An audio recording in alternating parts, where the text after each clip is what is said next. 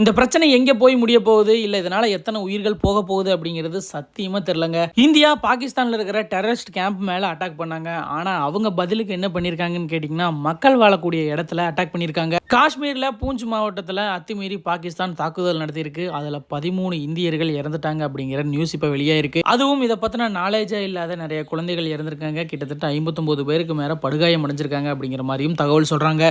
பாகிஸ்தான்ல இருந்து இந்தியா மேலே ஏவுகணை தாக்குதல்களும் நடந்துட்டு தாங்க வந்துட்டு இருக்கு. அதை இந்தியா வானிலேயே முறியடிச்சிட்டும் வந்துட்டு தான் இருக்காங்க. ஆனா போர் நிறுத்த விதிகளின் மீறி இந்த பூஞ்ச் பகுதியில் இவங்க நடத்தின தாக்குதல் சீரியஸா கண்டனத்துக்குரியது.